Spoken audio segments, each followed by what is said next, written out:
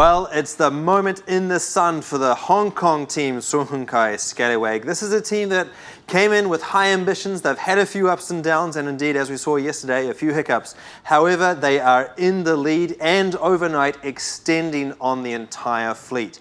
503.77 miles on the counter in the last 24 hours, and really stretching out to what could be the winning lead all the way to Hong Kong. If we get the Hong Kong team winning the leg into the first Hong Kong stopover, it would be historic. Anyway, it's day 14, leg 4 on the Volvo Ocean race today, and well, as we saw, Sung Hun Kai are in the lead, but let's have a look at the tracker to see what is going on. Well, you can see Hong Kong there, 1,700 miles away. As we zoom into the fleet, they are all in a complete drag race on starboard jibe, heading on a broad reach, and well, that's the tracker. That's all you need to know today because frankly, there's nothing else going on. I'm just kidding. Let's wind the clock back and have a look at how Sung Hun Kai went from 0 to hero.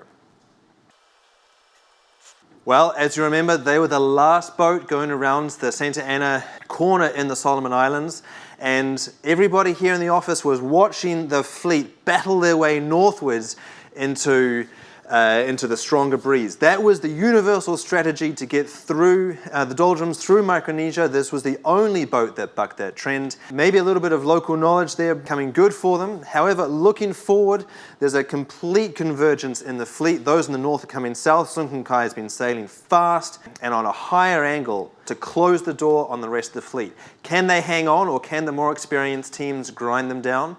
That's what we'll see as we point our bows at Hong Kong. Speaking of which, I spoke with Horace, the Chinese sailor on board Dongfeng race team. You can see in the truck at the top the 4 boat, except the Scallywag, and the other 3 boats like Arsenova and the Vestas. We are quite close, and we are trying to fight for the better the position. That's what we are doing there. And also we try to catch more in the front Scallywag, and they did a very good job, and try best what we can.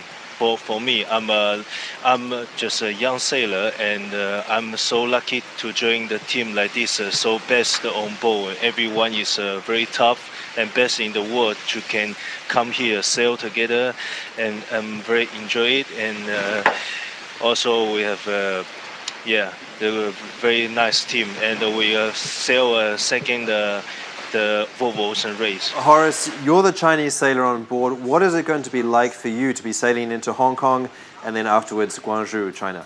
This trip is different because we're going home, and Hong Kong is also very have a very important meaning for me, because I was for the last 7 or 8 years I was meet my mentor in Hong Kong. His name is Frank Pong, and he have a very good team, the Team Jelly. Because of him, I have the chance to learn more sailing skill, and also to going to to see what is the big boat sailing.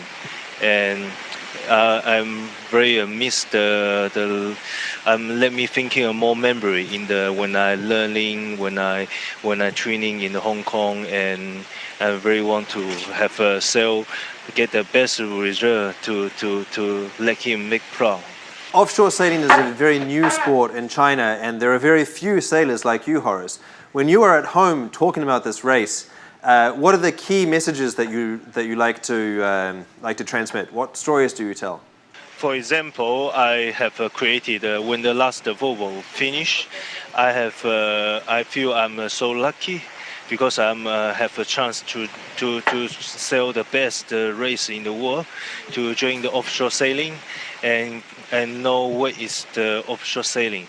So when I finish the last Volvo, I going back to my country in China. I created a sailing school. I want to push the sailing popular in China, and I very hope one day in the future they will come to join the race and maybe sail with me. or maybe one day have a full Chinese sailor on the one team and drink for the next Volvo race. Fantastic. Well, thank you, Horace. I wish you all the best for your future endeavors, but primarily for the next 5 days that remain in this league. Thank you for talking with me. Thank you very much. My pleasure. Horace there talking about his future plans for the Volvo Ocean Race, but going now from the second boat on the water to the second to last. I spoke with Carlo Huisman, watch leader on Team Brunel, about their plans for the rest of this league.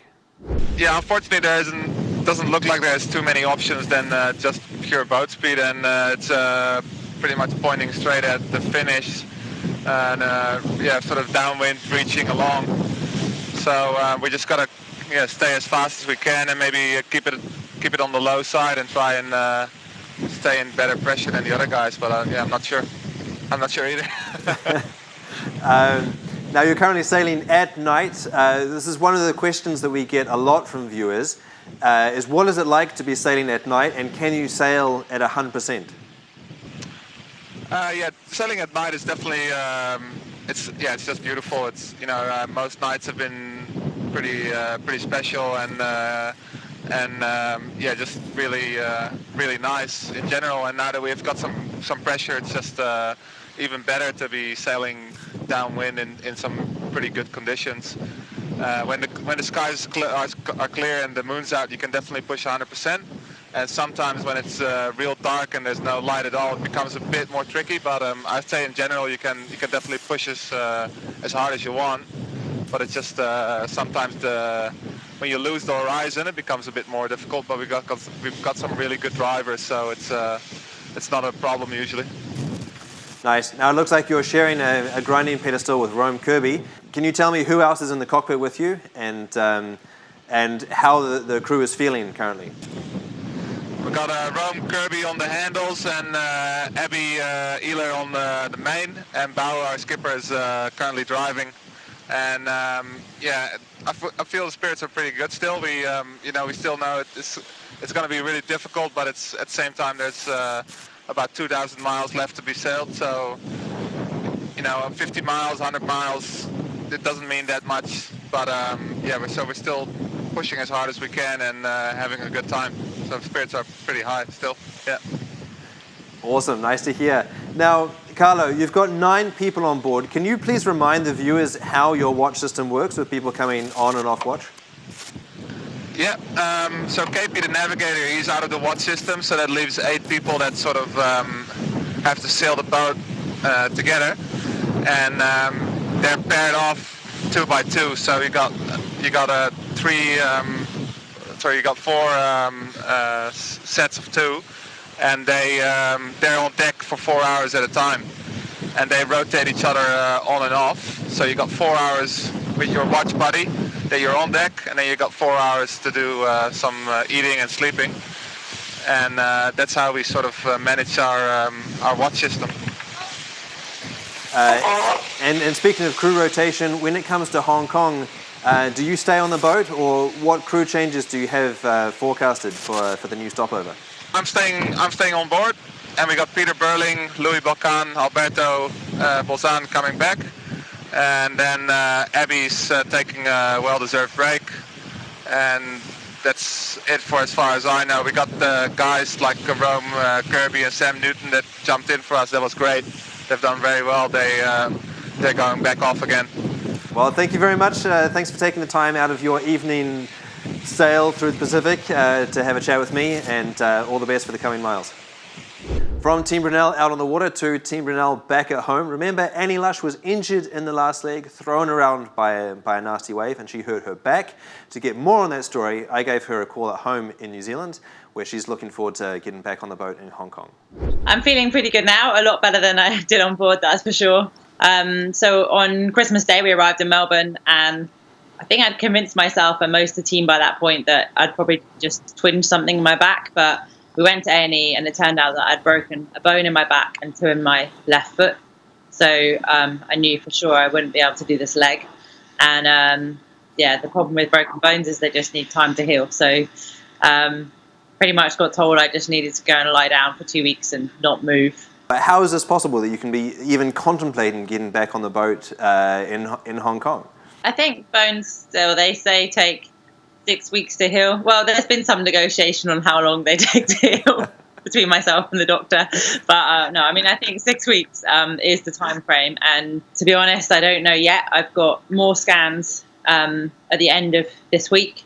And basically just need to look on the scan and see if the bones are fused together enough. And then if they have, I'll be getting on a plane next week to Hong Kong. What have you been able to learn by following from a distance? I have stopped myself from waking up in the night to check the tracker, which I know that some of my friends do. So try to be not following too much. But it's really good now with, I mean, all the raw footage from the OBRs, plus all the sort of normal pictures. You hope that they kind of accidentally shoot some of the setups and just seeing, what sails different boats are on when and how they're sailing. And, for sure there was a big difference in speed at the beginning. I think we struggled a little bit, and it's been great to be able to watch what's going on. Big news yesterday was that Sun Kai was briefly separated from one of their crew members. Can you talk to us a little bit about safety with life on board? Yeah, that was a really tricky. I watched that footage, of course, and the guy that went over, he didn't really have anything on him, but it's hard because in the daytime you don't, and or you might have an AIS in your pocket, but it's really hot. It's really hard to wear all the gear. It's it's really hot at the moment for them. So I think he wasn't there with a tether and a life jacket, but you wouldn't be in those conditions. I mean, of course you wear that when you think when you're getting knocked by waves.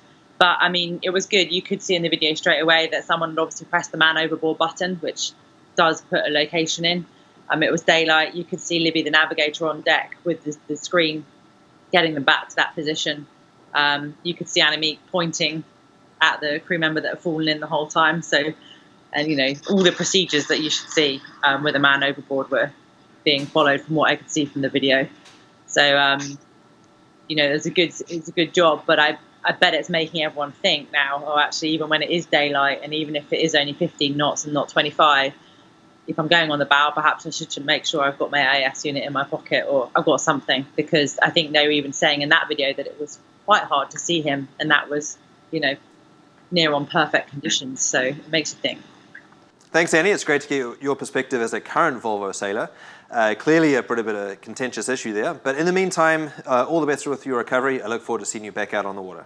Thank you. Yeah, feels like I've been away from them for a long time, but apparently it isn't that long. But I feel like I've been separated for ages. Of course, I've had emails to the boat, so I'm in touch with the gossip on board.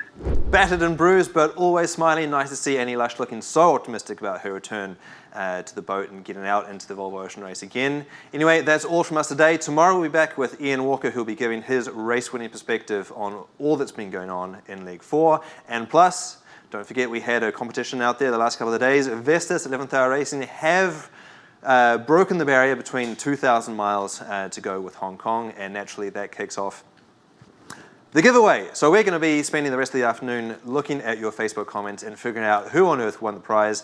But in the meantime, I'm going to be trying them on. All right, that's all. We'll see you tomorrow.